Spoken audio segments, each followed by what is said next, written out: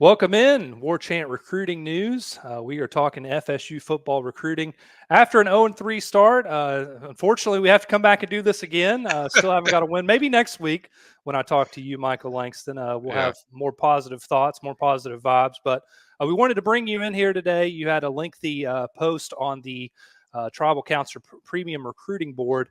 yeah, And you were just kind of giving your thoughts, your breakdown kind of on the state of FSU recruiting, and not only that, but maybe what needs to yeah, improve. So yeah, you had the one sounding board on the message boards. Now we're coming here to Warchant TV to let yeah, you share your thoughts. What do you got for us? What are you thinking? How you feeling? yeah, yeah. I mean, a lot of that, what we're going to cover is mainly just about, what I think needs to change as far as recruiting. I think, I'll just give a quick summary, and then Ben can chime in or whatever. But I think the main thing is, obviously you need to be more aggressive in how they do high school recruiting, and even the NIL part of how they do in high school recruiting. I don't think it's a big shift. I think people took my comments like, "Oh, it needs to be a massive shift." I don't. I think they heavily do target high school recruiting. I think it's a big part of their program, but when your NIL isn't as aggressive at times, I think people get a sense that, oh, it's not that important to you. But I think it is important. I think so. Just a slight change of just the aggressiveness of how they do it. I think right now, probably with this roster, when you look at it, it's more the priority seems to be more 60-40 or maybe even 70-30 with portal when you look at a lot of the players that are playing and the starters and stuff like that. And there's nothing wrong with having the portal, but it needs to be near even when you're talking about high school, if not high school being a little bit higher, because in my opinion, people that donate to the Battle's End and places like that, they're more inclined to put an investment of a high school kid that's committed to your school or signing with your school than somebody that's a new from another team that they don't know that they just don't. It feels like an outsider, coming into some people, and so I think from an NIL perspective, it's more beneficial that way. But overall, I think mainly just got to target that a little bit higher. I'll let Ben elaborate on that first part, and then we'll get to other parts of what I covered. But yeah, just more aggressive, I think, with the high school market from the NIL perspective. This is a good question I want to share from the thread, actually. Let's see if I can Okay. bring it up here. I think I know what I'm doing. Yeah, there we go. Okay. P. Tingler81 says, if I'm a high school recruit, the overwhelming use of the portal worries me. So why come? A little direct there. But when you can look around the nation and see young guys playing now at other places, Ohio State, Yeah. Georgia, Tennessee, Bama, that's a great question. I wanted to kind of get your thoughts on that. Yeah, it's kind of what I'm following up about why high school matters. I mean, because thing is, high school kids are coming when you're hosting these kids, whether it's playing a big weekend, recruiting weekend, or whatnot. I mean, they're looking to see their guys of who's playing. That's because they follow every kid and recruit follows what somebody else is doing. That's just a normal thing. So they're looking to see what freshmen or young guys are playing. And that's kind of been another point of mine of you have to start playing these young guys. I'm not saying you start them. I'm not insinuating insert these guys in the lineup because it's 0-3, but they have to be playing. A lot more of the guys that we hear about. From spring and even summer, fall practice. Guys like Elijah Moore. Hmm. Um, you know, I mean, just a lot of different players that we've heard a lot. That done really good things. I think Charles Lester. You know, di- Different guys that have certainly stood out, from that recruiting class, whether it's from last year or the previous year. And kids want to see guys of you. It's more impactful to high school kids when they see high school guys emerge up faster than when they see somebody that's like from the portal that it's maybe got 1 year left. It's just doesn't have a dramatic effect. I'm thinking guys like Ricky Knight, even KJ Kirkland, or guys that have been 1 or 2 years, but that impacts other guys when they see young guys get on the field. It doesn't. Kai Bates, another one. I mean, there's a lot of them that a lot of very young talented players, and I know they have to earn their way, but there should be more of a balance of how much you play as far as the young guys.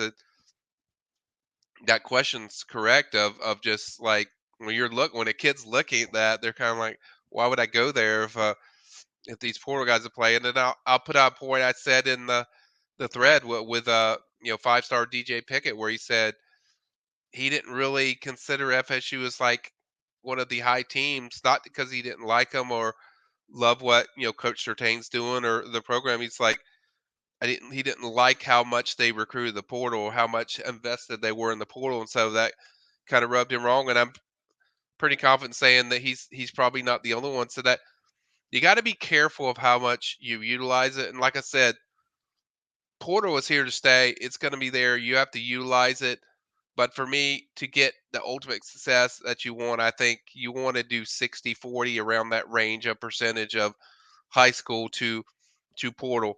Portal for me, when I look at portal, and I've said this many times, portal is there to fill the holes that you're missing from high school classes or whatnot. It shouldn't be like one that's you're building all your starters with.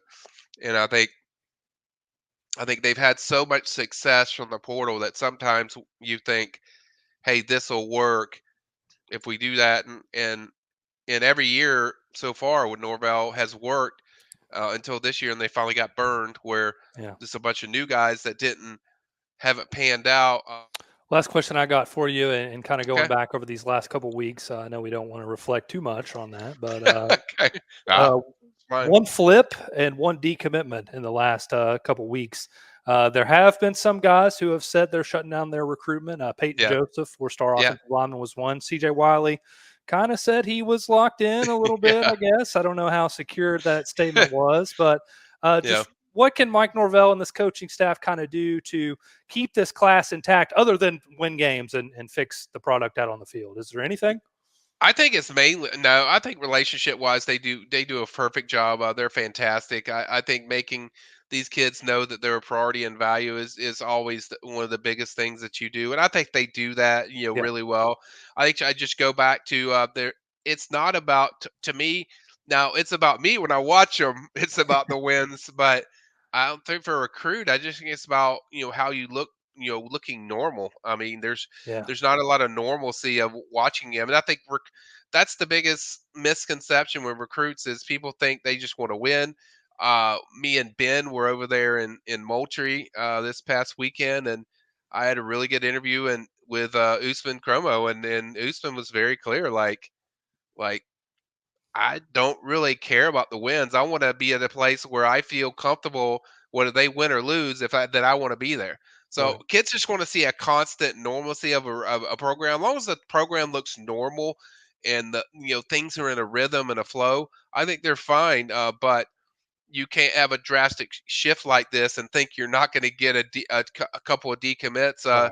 I'm not shocked by that. Both of those guys were heavily Texas was heavily on them. Both of them heavily considered Texas, so wasn't really a surprise. CJ Wiley, Georgia's highly on him, but I think he's standing course so far. But you have to.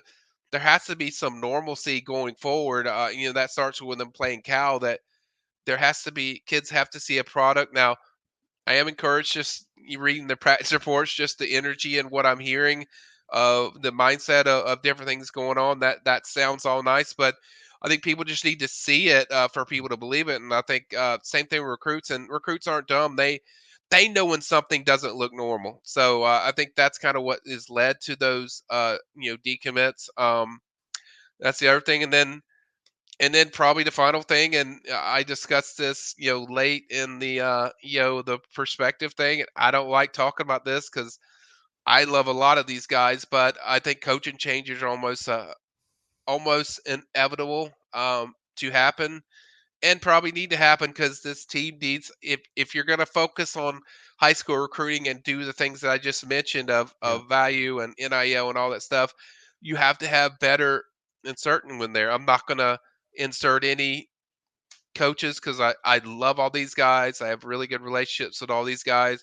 But Mike's going to have to figure out, which one is ones that he needs and which ones won't. I think it's probably multiple, ones where there needs to be multiple changes of getting more juice from the recruiting.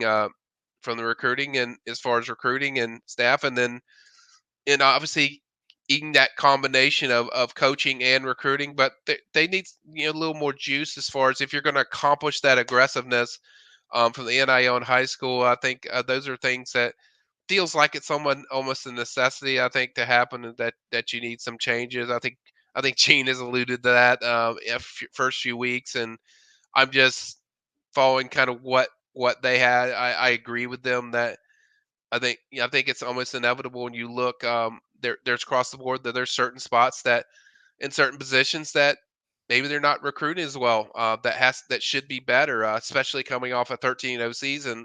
You would expect that certain spots to be better, but it's to me it's a grand scheme of it all of overall that if you're gonna do all this stuff and adjust and get where you want to get as far as I think what everyone wants is for FSU to I think the ultimate goal will be 5 or 6 straight seasons of being really good and a consistent product that recruits feel like, hey, you know what, this has been 5 or 6 years. I feel comfortable that this program is going to be consistent every year and be up there with the likes of teams like Ohio State and Georgia and these schools. So in order to do that, I think you have to organize it and fix it. And Mike's really good at adjusting on the fly with all that stuff. So I think overall I think those are kind of some of the main things that you have to adjust to, mostly with the high school recruiting NIL value. I know people on our board said, well, we've been saying that forever. It's like, yeah, it's a little different when you go through the methodics of everything happening and just saying something. I don't think 2 years ago it was really that much of a problem. I think they still land top high school kids. You can look to any class. It's shown they're getting them.